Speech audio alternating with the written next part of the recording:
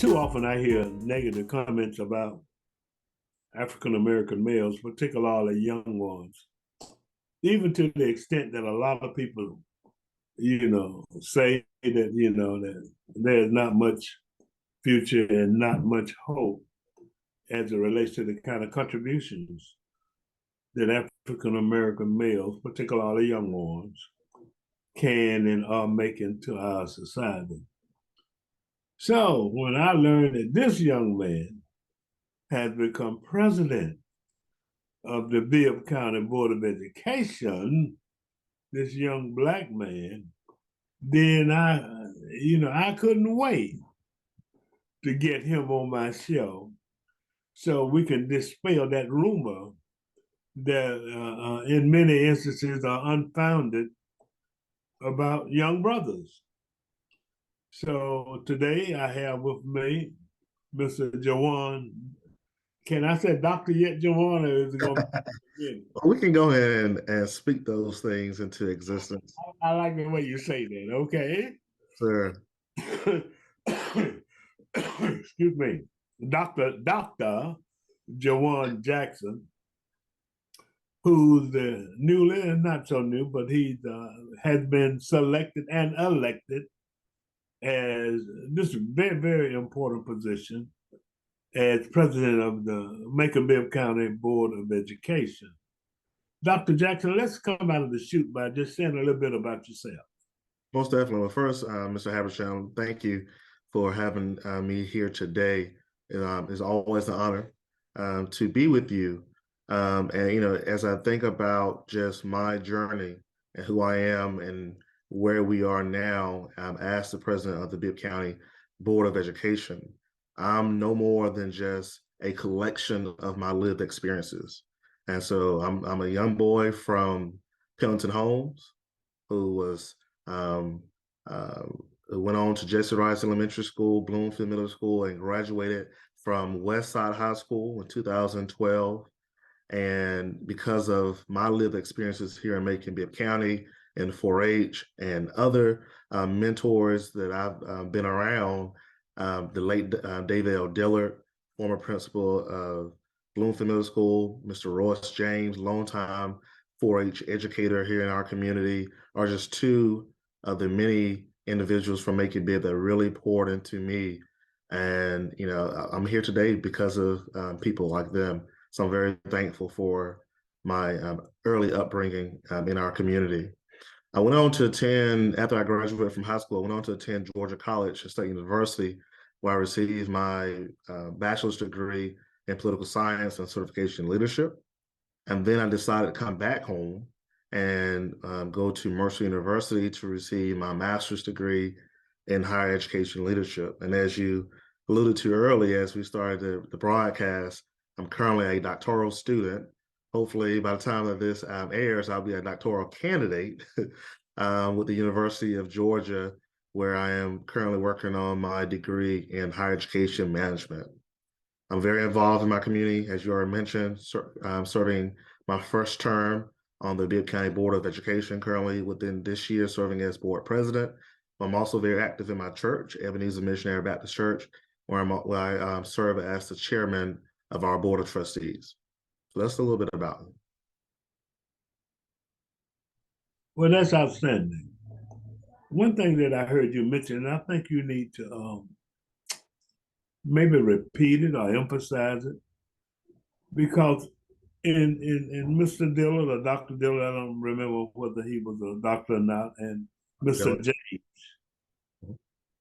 you reflected on the role that individuals, particularly older individuals or people in position, the influence that they can have in helping to mold young people.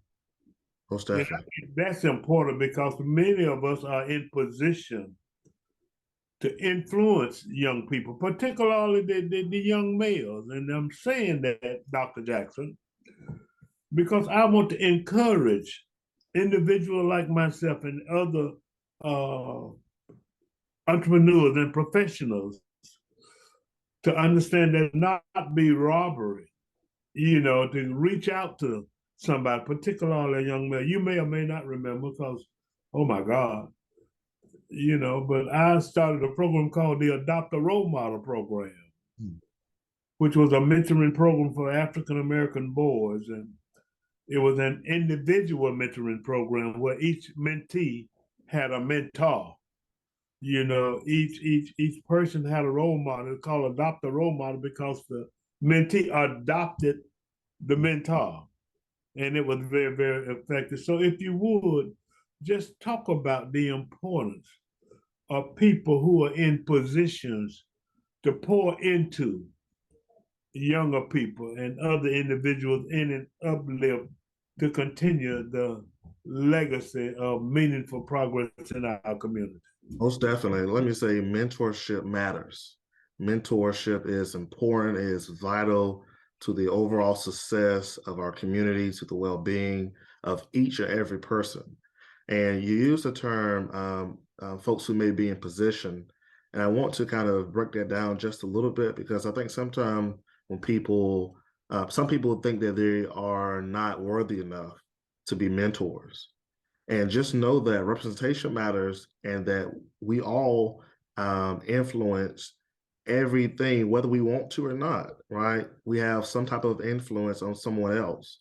And so how people view us, determines the level of influence we have on them. So we're all within position to mentor somewhere else, right? With our influence by us being a positive voice, a positive light in the life of someone else, particularly our youth, is very critical. So I encourage everyone who's listening to reach out and find ways to show up and mentor a life of a child. You mentioned Adopt a Role Model initiative. I believe Tina Denard is working with that. The Big Brothers Big Sisters is another really good organization in our community. But we are in desperate need, especially of Black male mentors within our community. But again, we all have a role to play. And again, representation, that was one of the main reasons why I ran for the Board of Education, because I graduated less than 10 years ago from public schools. And I wanted for young girls and young boys in our community to see me as an example of what they can also achieve and go further, right? I shouldn't be the ceiling for what's to come for young people in our community. I'm on the genesis, right? We're ready for the next book to be written, and we have some very talented, very these students in our schools just have just these really big imaginations, and they just need some mentorship, some guidance to help take their ideas and put into fruition. Outstanding. So talk a little bit about the mechanism maybe for being involved in these young people's lives through the school system. Most definitely. So we have a number of ways for people to get involved, not just parents, but community members, just anyone who is willing to give your time, your talent, your treasure, whatever it may be, to make a difference within our schools. Every school has a school council. Now, school council is the premier way for community members to really get to know, okay, what is exactly going on in the school? It bothers me sometimes where I hear people try to use the term failing school and things of that nature to describe schools that are primarily, in their mind, Title I schools, and that they just believe are just failing without truly looking at the data to find out exactly where does the school lie. And so by getting involved in the school council, I know for myself, I have sat in on numerous school council meetings in my district just to learn more. I'm a board member, so this is, data I get on the regular, but I want to hear directly from the principal, the teachers at the schools to hear exactly what they see as the struggles and how we can work together to overcome it. So I encourage folks to definitely look for find a school in your neighborhood and reach out to that principal to figure out when is the next school council meeting so you can get involved. If you want to donate financially, the Bibb County Education Foundation is now set up and is ready for those who want to donate financially to our schools to support our students directly, to support our teachers directly. You have an idea, you have a few extra dollars, and you want for that idea to come to fruition, come over to the Bibb County Education Foundation. Our president is Dr. Lori Rogers, and we would love to help you to spend your finances in a way that will be, again, truly beneficial for our students and for our staff. And lastly, I'll just encourage folks that to get involved by coming to the meetings, come to the board meetings. Don't wait till the 6:30. Come at 4 o'clock. That's where you see that's where all the work is done, is during our committee process. But stay involved, know what's going on in our schools, hear firsthand from us. Don't just hear it on the streets, right? Come and find out for yourself. Dr. Sims has a podcast called In the Loop with the Soup that is available for folks to learn more about what's going on in our district. Social media, Stephanie Hartley and her team is doing an amazing job with Twitter, Facebook, Instagram. So there's really no reason why folks aren't getting firsthand accounts with what's going on with our district. We have numerous ways, and we invite you to come and be a part of the More Victory plan that we have within our schools. That's very, very outstanding. Well, since schools is the last word that you said, let's talk about them. Okay. Let's talk about schools in general. Let's talk about, and what I don't want to do, Dr. Jackson, is I don't want to be a part of the ignoramus. I don't want to be a part of the naysayers. So what I would like for you to do is just talk about education. Where are we with education in Macon-Bibb County? What kind of progress have we made? I mean, I know we made a lot of progress as it relates to the Leader in Me and other initiatives, excuse me, in loop with the soup and what have you. So let's just look at, let's just get a bird's eye view on education, where we are, what are the good things that are going on. You already mentioned how we can help, either financially or through the school council.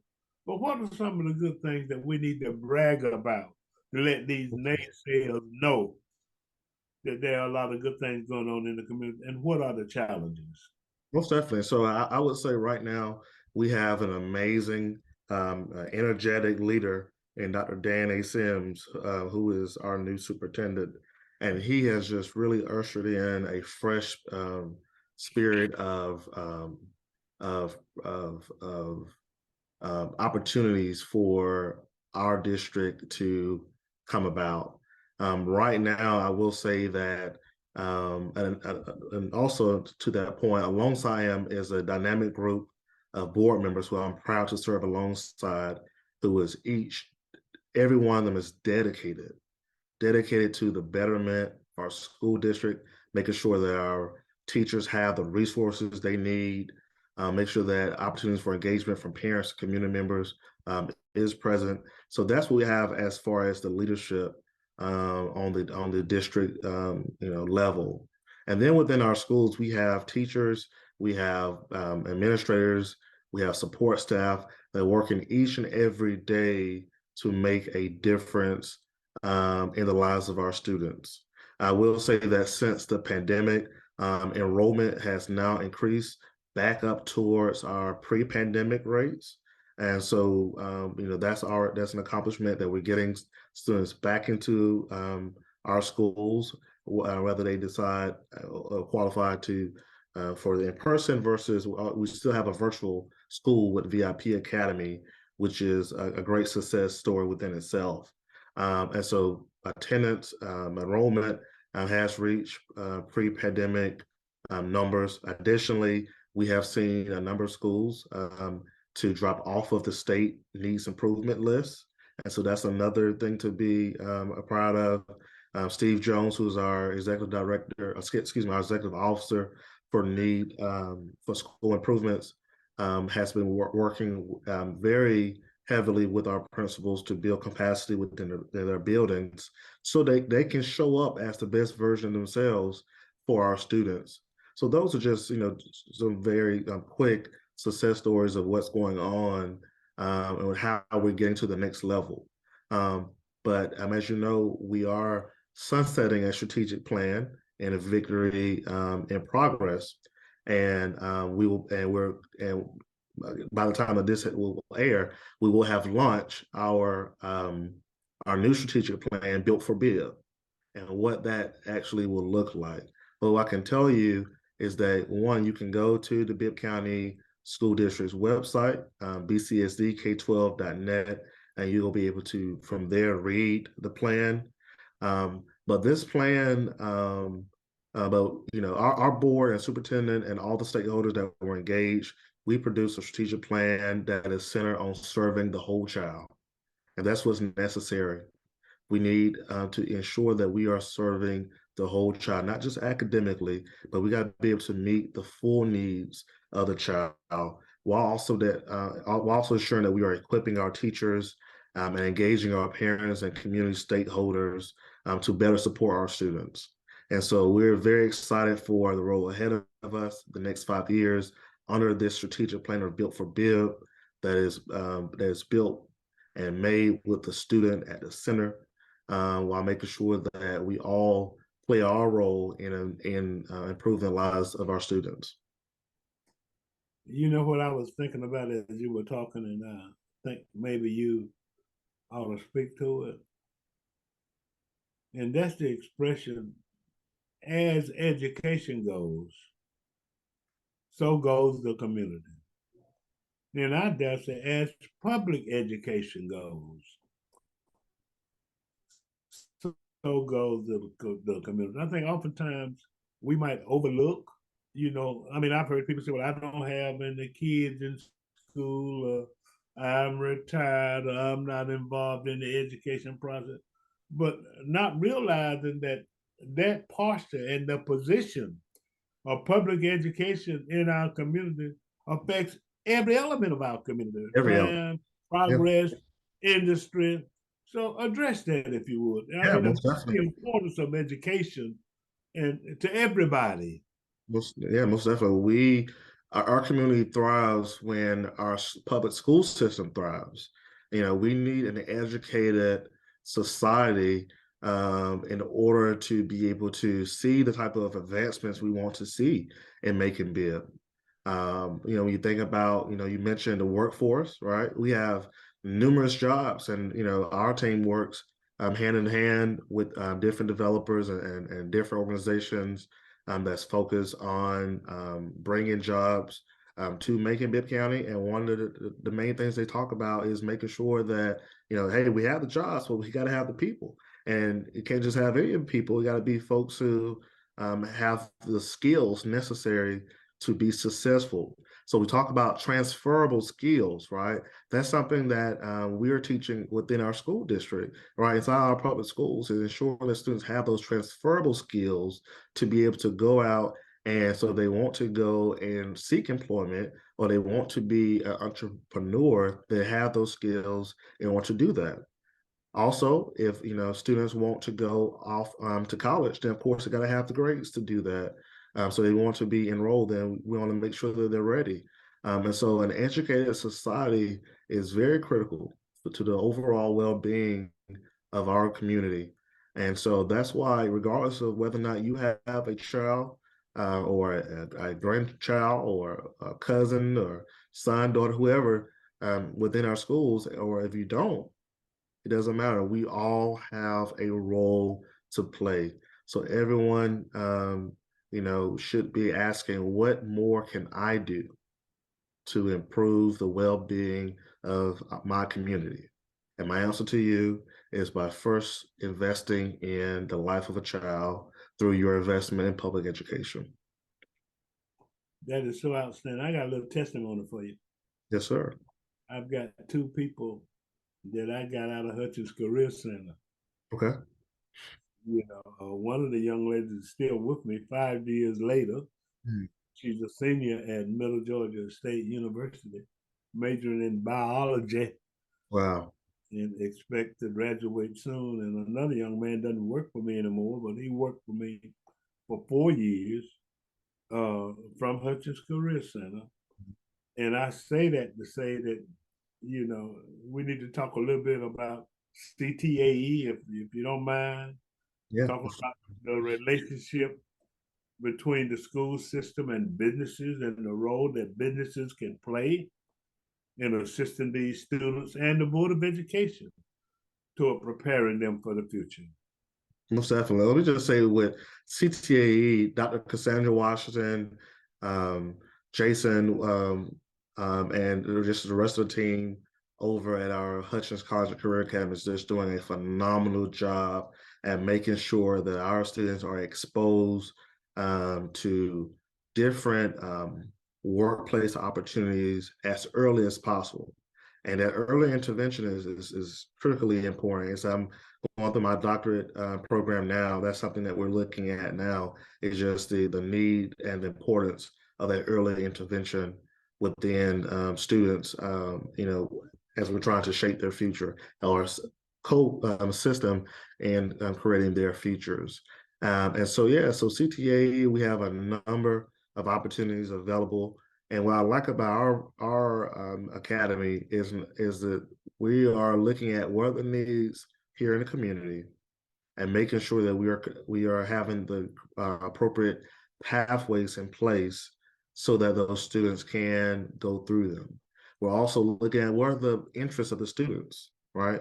And we're making adjustments as necessary to make sure that their desires is being met through our Hutchins College Career Academy. And then to your point on the businesses, have a major role to play in the further development of our public school system. And so I know we have seen much success with the Leader in Me program that has been, championed by a number of business leaders in our community. I know we have our BEP meetings, our business educational partnership meetings that we've been able to do, and just the opportunity for businesses to step up and say, hey, I will open up my business for whether it's a student to come in and get some hours and intern over the summer, or get a job and get an opportunity to put some money in their pockets and support their families, that we're willing to work with them on that. I know most recently Dr. Washington has been working with business leaders to have opportunities in the summertime for us to take teachers and administrators to businesses to tour so that they can see firsthand, the type of demand that is necessary for their businesses. And so that way, having that firsthand knowledge, being able to be there up front and personal, you really you really start to create a greater appreciation for um, uh, uh, for the business community and what's necessary for our students to be successful there. So again, while they're in our schools and we're trying to make sure they have those transferable skills to be successful. You talked about a young lady that worked from you, and you said that she's majoring in biology, right? But your enterprise is probably something that is nowhere near biology, right? But she's able to be successful there while also have her mind and attention towards biology because she has those transferable skills, whereas her public speaking or her critical thinking or her reading and writing skills, like those are very important and critical regardless of what you want to do in life. That is so outstanding. And I want to remind everybody that we all play a role in the success of our community by being involved in the process of education. And anything that we talked about, the information is available on most of it anyway on the Board of Education website. How to be involved, what's going on, loop with the soup, the board meetings and things of that nature. The key to it is don't just stand there, do something. And you can do something to improve education, to improve our, and there are so many challenges in the world and in our country today. And these challenges have to be addressed by knowledgeable, smart, and capable students. And then everybody has a responsibility to make sure that your children and your grandchildren and for generations unborn, that things are well for them, and you can play a role by being involved in education, both as a citizen and as a volunteer, as a contributor, what have you. Don't just stand there. Do something. That's right. I want to congratulate you again, Dr. Jackson. Thank you so much, sir. For your role as president of the Bibb County Board of Education and your recent title change, if you please. There's Congratulations on that. Thank you, sir.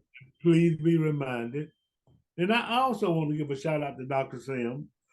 I got to agree with you that the soup is in the loop. Oh, yes. Yeah. So we'll continue to support him in what he's doing. But Godspeed to you, man. Godspeed to you. Again, thank you so much for inviting me to be here with you today. And thank you for your years of tireless advocacy and support and mentoring. All right, you're one of those who I've definitely seen out in the community. All my years. Listen to me talking, but in my 29 years of living, I've had a chance to really watch you from afar. I'm just very thankful for how you continue to give young people like myself an opportunity to be heard, to be engaged, and to be here at the table. So thank you, sir, and I look forward to seeing the great work we do together to support our schools. Well, anything I can help with, we'll definitely do it together. Yes, sir.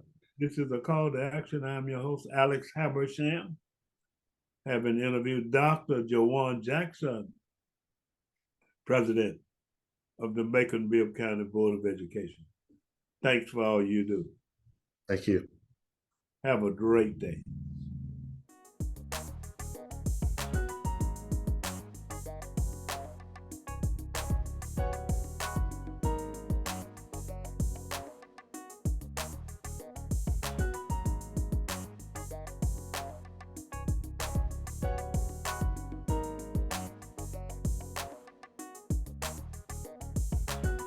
www.makingblackpages.com. Get ready, Central Georgia. The 2023-2024 edition of the Macon Middle Georgia Black Pages is coming soon. Check your listing. Visit MaconBlackPages.com to check the status of your listing. If it needs to be updated or removed, please contact us. List your business. We give all African American businesses a free listing. Visit our website to submit your free business listing so that it will be listed in the directory for the new 2023-2024 edition.